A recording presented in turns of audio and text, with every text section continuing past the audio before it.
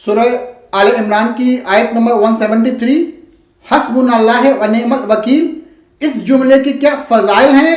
اس کے تعلق سے آتا ہے کہ شدید رنج اور غم اور مصیبت میں یہ کلمات کہنے سے اللہ تعالیٰ رنج اور غم کو دور کر دیتا ہے۔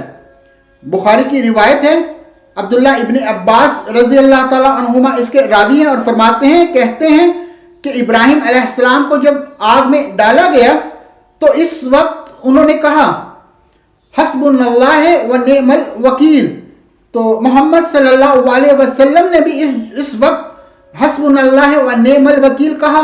جب بعض لوگوں نے اہل ایمان سے کہا کہ بے شک کہ لوگوں نے تمہارے خلاف ایک بڑا لشکر جمع کر لیا ہے تو ان سے ڈرو، یہ سن کر ان کا ایمان اور بھی زیادہ ہو گیا اور انہوں نے جواب دیا حسبنا اللہ و نعم الوکیل۔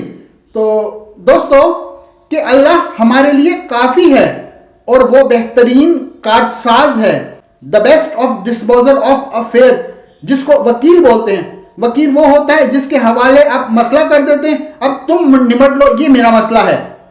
تو حسبنا اللہ و نعم الوکیل صحابہ نے کہا، اللہ کے رسول نے کہا اور ابراہیم علیہ السلام نے کہا۔ تو شدید رنج غم میں خوف میں لوگ کہتے ہیں دشمن تمہارے خلاف جمع ہو گئے ہیں تو سیدھے ہو جاؤ، تو صحابہ نے کہا حسبنا اللہ و نعم الوکیل۔ اللہ کے رسول صلی اللہ علیہ وسلم نے کہا کہ دشمن تمہارے خلاف جمع ہو چکا ہے، تو حضرت صلی اللہ علیہ وسلم نے کہا کہ حسبنا اللہ و نعم الوکیل۔ حضرت ابراہیم علیہ السلام کو جب آگ میں ڈالا گیا تو آپ نے کیا کہا حسبنا اللہ و نعم الوکیل۔ تو اللہ ہمارے لیے کافی ہے اور وہی مددگار ہے، تو وہی ہمارا بہترین کارساز ہے۔ اس کلمے کے بڑے ہی بہت زیادہ فضائل ہیں، تو یاد رکھیے یہ ایک چھوٹا سا کلمہ ہے میرے بھائیوں اور بہنوں، ہمیں انہی کلمات سے لازمی مدد طلب کرنی ہے۔ انہی کلمات کو جیسے بتایا گیا ویسے کرنا ہے۔ ان کلمات کو لے کر من مانی گنتی ہم کو طے نہیں کرنی ہے۔ ان کلمات کو لے کر کوئی بھی دن، کوئی رات، کوئی صبح یا کسی کی موت یا زندگی فکس نہیں کر کے پڑھنا ہے۔ ان کلمات کو خاص نہیں کرنا ہے کہ کسی بھی خوبصورتی، کسی بھی موٹاپے پہ، کسی کی موت پر، کسی کی بیماری پر، کسی کے کھونے پر نہیں، بلکہ ان کلمات کو جہاں جہاں اپلیکیبل ہے وہاں سنت کے مطابق لاگو کر دینا ہے۔ جب ہم یہ کریں گے انشاءاللہ ان کلمات کے فضائل ہم کو ملیں گے۔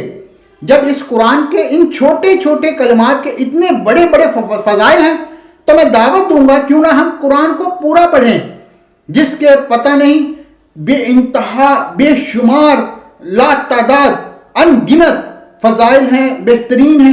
آج ہم قرآن سے کتنے دور ہیں؟ جب سبحان اللہ اور الحمدللہ نیکی کو، زمین اور آسمان کو نیکیوں سے بھر دیتا ہے، تو سارا قرآن اس کی تلاوت سے تو ہماری زندگیوں کو اور آخرت میں ہماری زندگی میں کیا کیا بھر دیں گے، جنت کی کتنی نعمتوں سے ہمیں مل جائیں گے ہم نہیں جانتے۔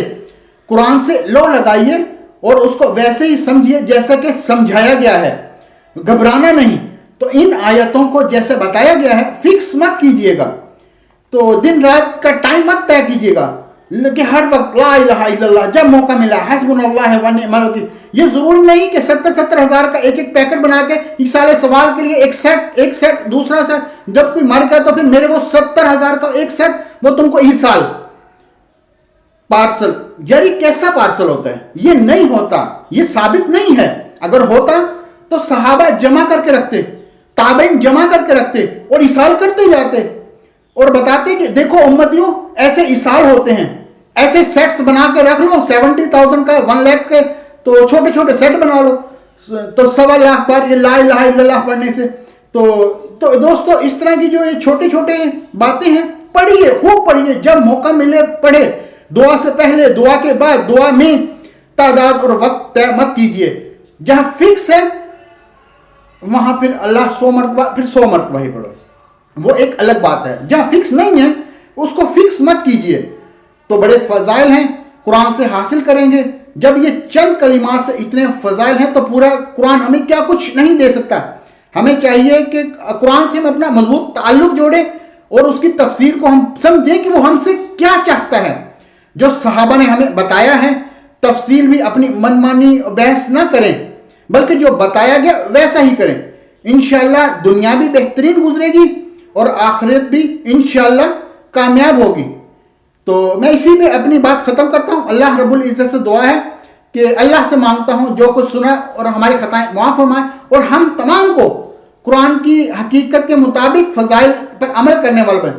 ہم سب کو قرآن کے اندر جینے کے اندر اور موت کے بعد اللہ تعالیٰ اس کو ہمارے لیے شفا بنا دے، ہماری تمام زندگی کی اس کی مطابق گزرے، اور جو ہے آخرت میں یہ ہمارے سفارش کرے اور ہمیں اس کا بہترین بدلہ اللہ کے مطابق ملے.